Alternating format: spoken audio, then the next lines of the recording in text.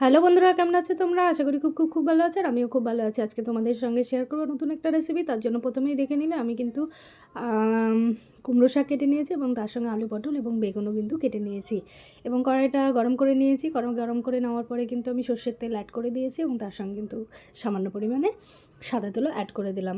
ফোড়নে দেওয়ার জন্য আমি প্রথমেই দেখো কাঁচা লঙ্কা ফোড়ন দিয়ে নিয়েছি এবং তার সঙ্গে কিন্তু আমি কিছুটা পরিমাণ রসুন থেতো করে নিয়েছি, প্রথমে দেখিয়ে দিলাম, এবং কিছুটা পরিমাণ রসুন কুচি করেও নিয়েছি। তার সঙ্গে কিন্তু কালো জিরেও নিয়ে নিয়েছি এবং লঙ্কা ফোড়ন দেওয়ার পর আমি কালো জিরে ফোড়ন দিয়ে নিলাম। কালো জিরে ফোড়ন দেওয়ার পরে কিন্তু আমি সেখানে রসুনটাও অ্যাড করে দেবো। রসুনটা অ্যাড করে দেওয়ার পরে কি 5 মিনিট মতো আমি কিন্তু ভেজে নেব। যখনই কিন্তু আমার এই ফোড়নটা লাল লাল করে ভাজা হয়ে যাবে তখন কিন্তু আমি সবজিগুলো অ্যাড করে দেব। তো তোমরাও কিন্তু বাড়িতে এই রেসিপিটা একবার বানিয়ে খাবে। এটা কিন্তু খেতে খুব সুস্বাদু হয়। তো দেখো ফোড়নটা কিন্তু লাল লাল করে ভাজা হয়ে গেছে।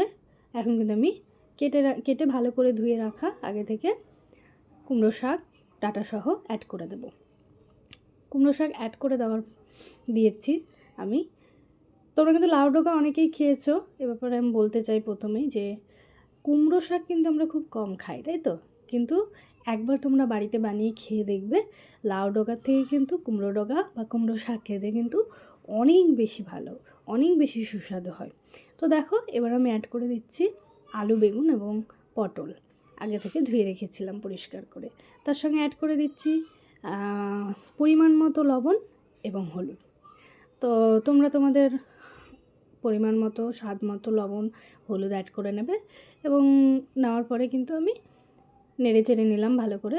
তারপরে আমি ঢেকে দিয়েছিলাম 5 মিনিট মতো। তারপরে ঢাকনা দিয়ে তুলে আমি কিন্তু দেখে নিয়ে জল অ্যাড করে দিলাম। তারপরে আবারও ঢাকনা দিয়ে ঢেকে দিয়েছিলাম।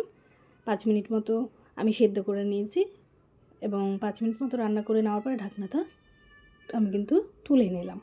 এবার দেখো জল কিন্তু শুকিয়ে এসেছে। এবং সবজি গুলো কিন্তু ভালো মতো সিদ্ধ হয়ে এসেছে। সিদ্ধ বলতে অনেকটা পরিমাণে কিন্তু সিদ্ধ হয়েছে। তো এখন আমি এই সবজিগুলোর মধ্যে অ্যাড করে দেব আরেকটা মশলা। এই দেখো, এই মশলাটার জন্য কিন্তু স্বাদ আরও দ্বিগুণ পরিমাণে বেড়ে যাবে।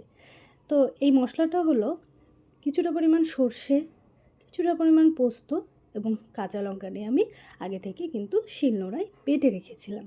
সেটা আমি এখন অ্যাড করে দিলাম এবং এই মশলাটা অ্যাড করে দেওয়ার পরে বাটি ধোয়া জলটাও কিন্তু আমি এখানে অ্যাড করে দিলাম। তো দেখো আমি দেখে নিলাম ডাঁটাটা ভালো মতো সিদ্ধ হয়েছে কিনা। তো সবজিগুলো ভালো মতো সিদ্ধ হয়ে গেছে, ডাঁটাটাও ভালো মতো সিদ্ধ হয়ে গেছে। আমি ঢাকনা দিয়ে দিলাম এবং ঢাকনা দিয়ে কিন্তু আমি আরও 10 মিনিটের মতো রান্না করে নিয়েছি।